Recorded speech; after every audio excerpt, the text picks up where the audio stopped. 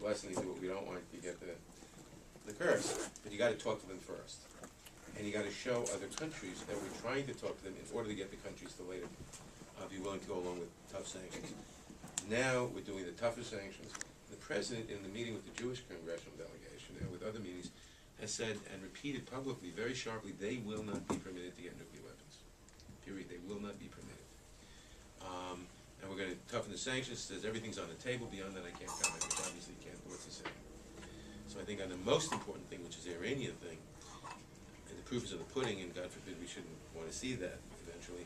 But right now, they're doing everything that can be done. They're really tightening the sanctions as much as they can. They're going to the UN. They're getting the EU as well as the Americans to do much tougher sanctions, and they're saying very clearly it will not happen. The message being transmitted, and the U.S. is also doing diplomatically what it can to shield Israel from the Goldstone report and on the Turkish flotilla, etc.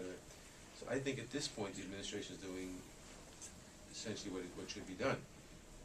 We'll see whether it continues.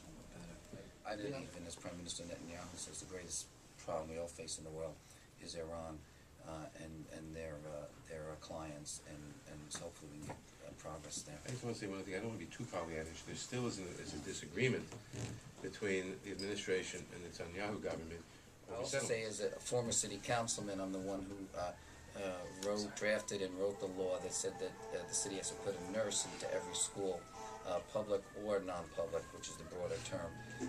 And as Brad knows, that law now is a little bit, we put a cap of 200, that has to be now lowered, but that just shows you, I think that I believe that the government has to support these schools, and here's why.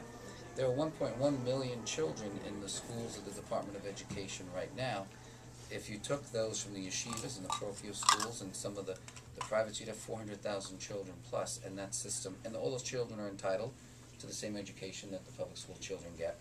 And so we have to find a way to balance that, because if we used to say that when during the battle over the nurses, there was actually some talk of all the children one day just going to register in the public schools and see what would happen to the system, right? I mean, it didn't get to that, we got the bill passed. So we have to work on that. It's a balance, and I know Jerry's looked at this issue for a longer period of time and can speak to it, but to me there has to be some recognition of the benefit that the public gets when families don't exercise their option to go into the public system. So in furtherance of our conversations, we'll actually look at that, and I'll get back to you, but it's something that that I think is important for the entire community, and certainly all those who choose to not have their children go to public school, in many cases for religious reasons, but for whatever reasons. And also the special needs children, many of whom cannot get their needs met, not only religious, but even the special needs in the schools as well. Well, I just want to say a little thing in response to this at the city level, and obviously we're constrained in the council of what we can do by federal law, and so the question is an important one at the congressional level. But two things that I just want to mention, one related to the congressman and one not. First, as many of you know, we had to fight very hard to restore the Priority 7 vouchers, which the mayor had threatened to cut or had eliminated, and we only got them restored for half the year, so we're going to have to fight it again in November and December. But I will say that Congressman McMahon left good word with his Staten Island colleagues. Almost all of those vouchers are in Brooklyn. I think probably all of them, certainly the vast majority, which makes it hard in the council, a 5-borough thing, to get the council together to fight for something. And Staten Island was the borough that we reached out to help Brooklyn fight to restore them, and there was no doubt that folks had been made sensitive to that and understood it, in part as a result of work that the councilman had done when my predecessor, Bill de Blasio, and Simcha Felder fought hard on it.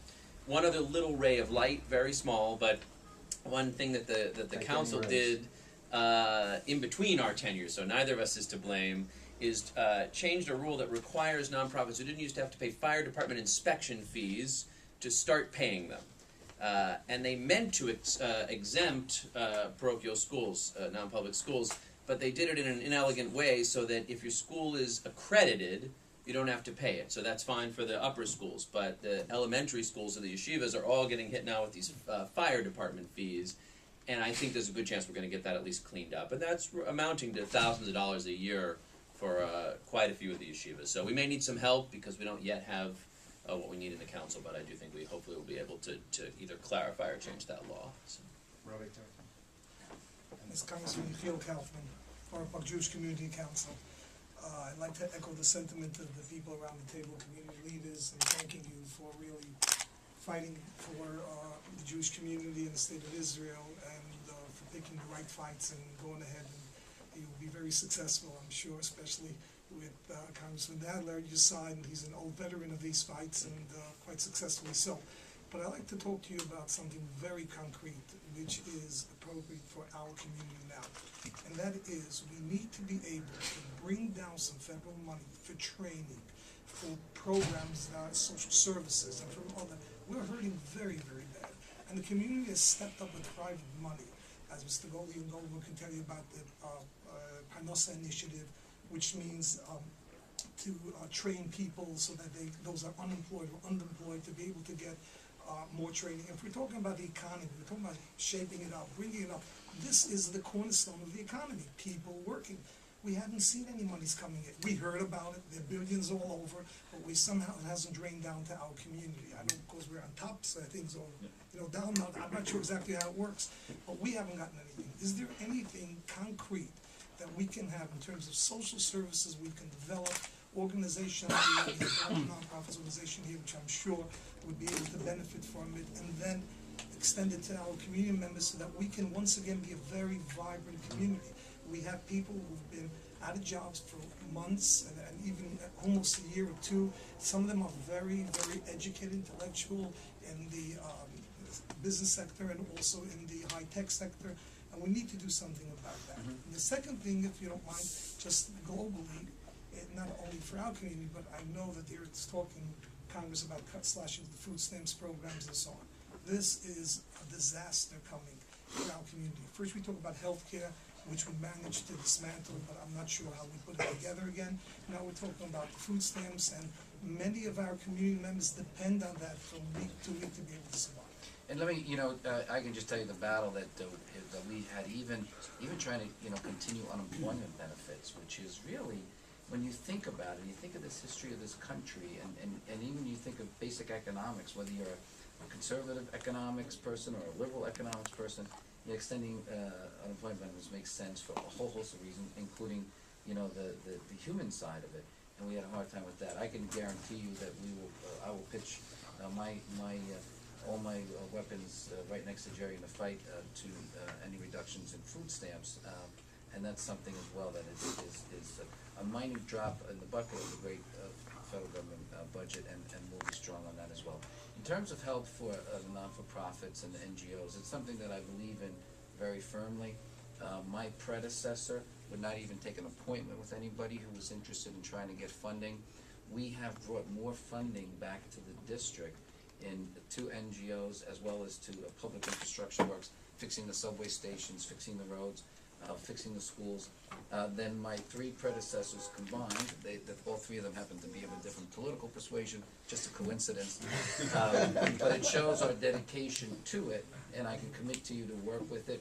There are different. The federal government's a little different than the city council. There are no discretionary money, so it's not like we get a pot of money where we can say, please help the organizations in Boro Park. But we can't do that. But we can help you apply and work on applications, both in the appropriation side and for direct grants. And that's as much as I've learned in a year and a half in my office. Chris is here.